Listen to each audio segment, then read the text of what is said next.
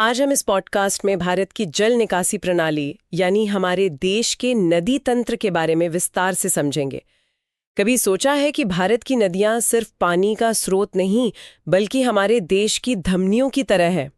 कुछ हिमालय के बर्फीले ताज से जन्म लेती हैं तो कुछ हजारों साल पुराने पठारों से, और दोनों की कहानी, उनका स्वभाव बिल्कुल अलग है। बिल्कुल। और इन नदियों को समझने का सबसे अच्छा तरीका है इन्हें दो अलग अलग किरदारों के तौर पर देखना। एक तरफ हैं हिमालय की युवा, ताकतवर और बेचैन नदियां, और दूसरी तरफ हैं प्रायद्वीप की शांत, प्राचीन और अनुभवी नदियां। ये विभाजन सिर्फ उनके जन्म की जगह का नहीं बल्कि उनके पूरे जीवन के सफर का है। तो इस सफर को समझने से पहले कुछ बुनियादी बातें साफ कर लेते हैं। जब हम अपवाह या अपवाद्रोणी जैसे शब्द सुनते हैं, मतलब ड्रेनेज बेसिन, तो इसका असल में क्या मतलब है?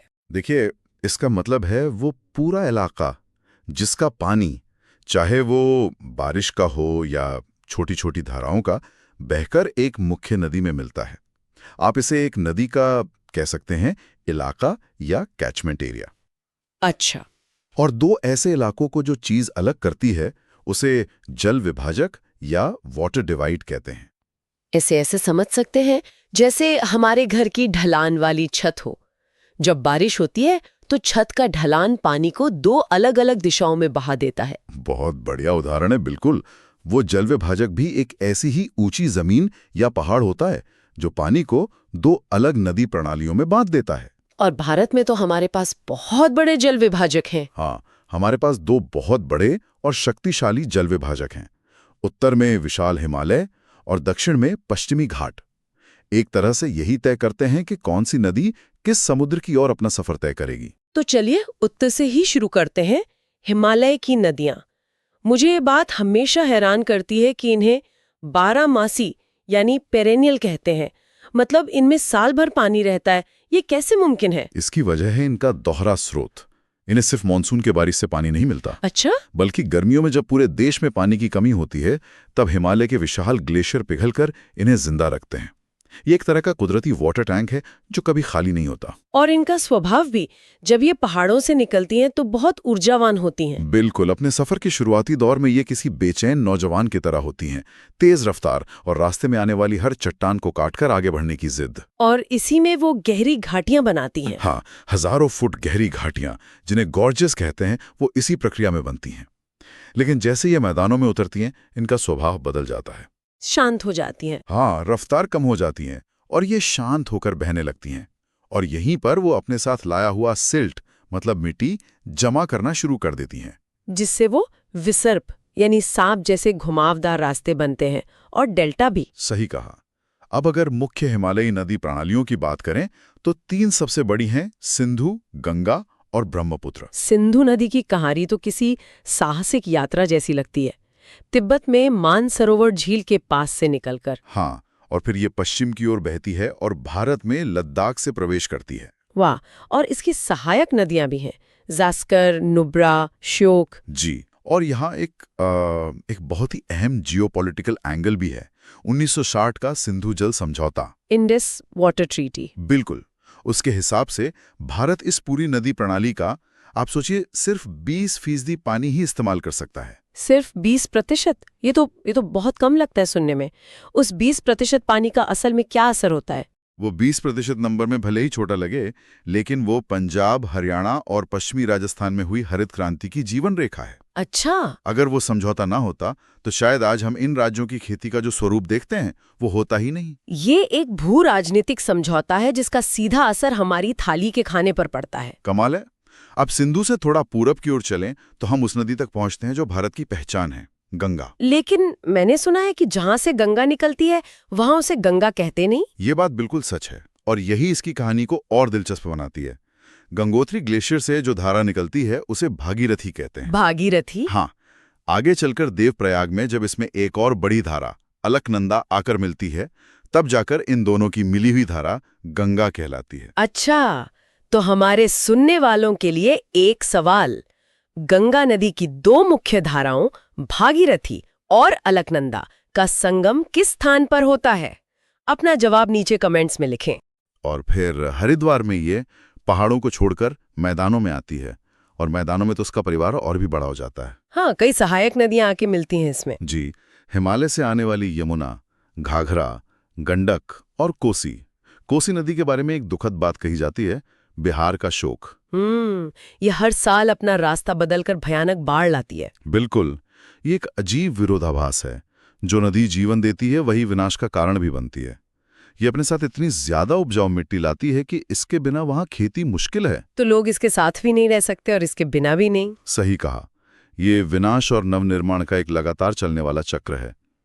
और गंगा की कहानी में सिर्फ हिमालय से ही नदियां नहीं मिलती। हाँ, प्रायद्वीपीय पठार से भी तो आती हैं कुछ, चंबल, बेतवा, सोन। जी, लेकिन ये नदियां छोटी होती हैं और इनमें पानी भी कम होता है क्योंकि ये बारिश पर निर्भर करती हैं। और अपने सफर के आखिर में गंगा ब्रह्मपुत्र के साथ मिलकर दुनिया का सबसे बड़ा डेल्टा बनाती है। सुंदरबन? हाँ, सुंदरबन।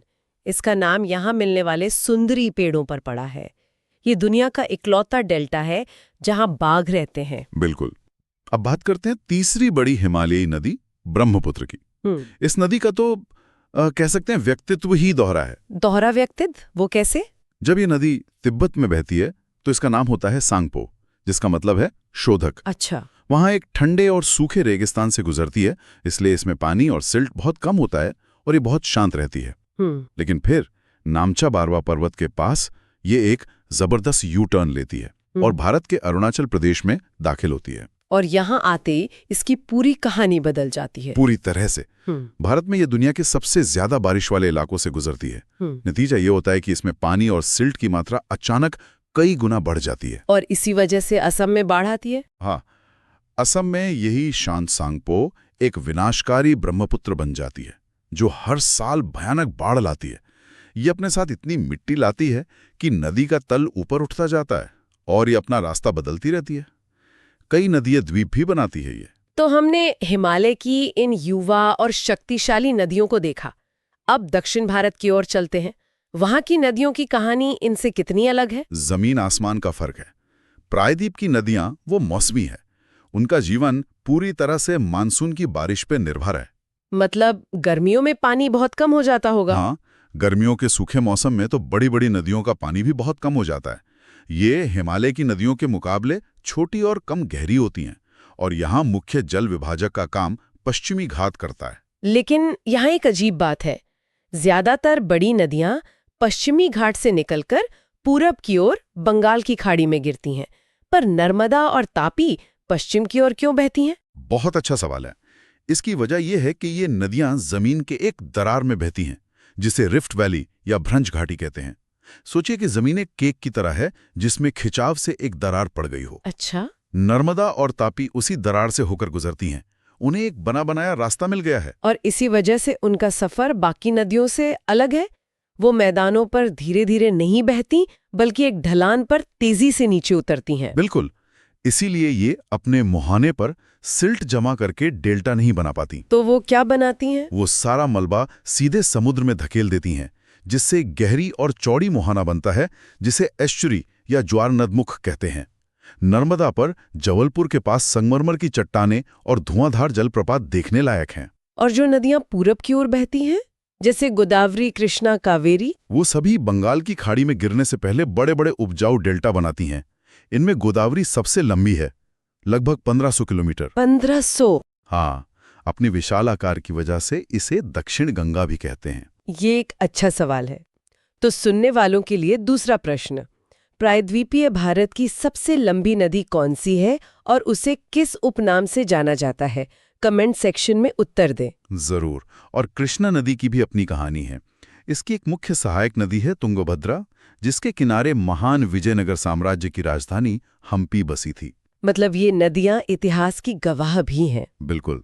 वहीं कावेरी नदी पर शिव समुद्रम जलप्रपात है, जिससे पैदा होने वाली बिजली बैंगलोर और कोलार गोल्ड फील्ड्स को रोशन करती है। नदियों के अलावा भारत में झीलें भी हैं।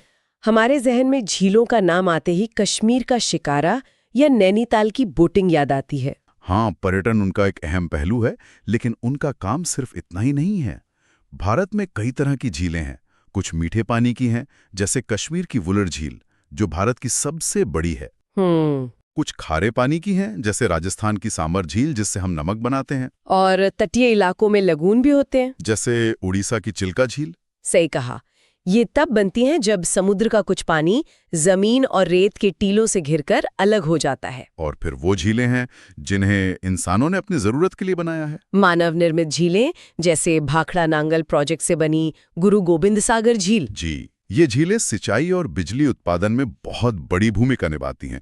लेकिन यहाँ एक और जरूरी मुद्दा है नदी प्रदूषण का। हाँ, ये एक बहुत गंभीर समस्या है। जैसे जैसे ये नदियां बड़े शहरों और औद्योगिक क्षेत्रों से गुजरती हैं, उनमें अनुपचारित कचरा बहा दिया जाता है। इससे नदियों की जो आत्म सफाई की क्षमता होती है वो खत्म हो रही है। सरकार ने इसके लिए कुछ योजनाएं भी बनाई हैं, जैसे गंगा एक्शन प्लान। हाँ, गंगा एक्शन प्लान और राष्ट्रीय नदी संरक्षण योजना जैसी कई कोशिशें हुई हैं, लेकिन अभी भी एक लंबा रास्ता तय करना बाकी है। तो आज की इस चर्चा को समेटें तो हम कह सकते हैं कि हमने भारत की जीवन रेखाओं के दो बिल्कुल अलग चेहरे देखे।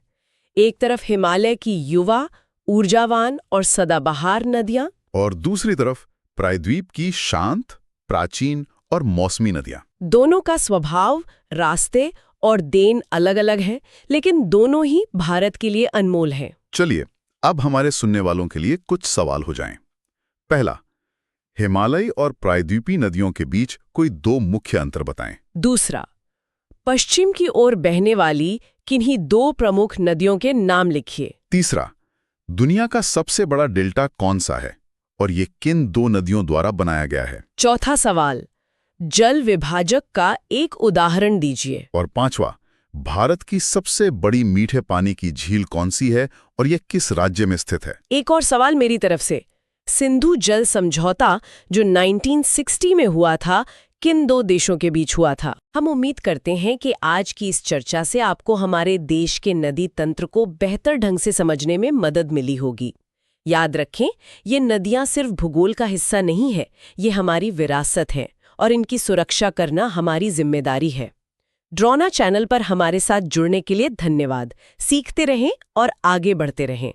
हमने नदियों के आर्थिक और भौगोलिक महत्व की बात की, लेकिन क्या हमने कभी सोचा है कि एक नदी के सूख जाने का किसी शहर की संस्कृति, उसकी कहानियों और उसके इतिहास पर क्या असर पड़ सकता है।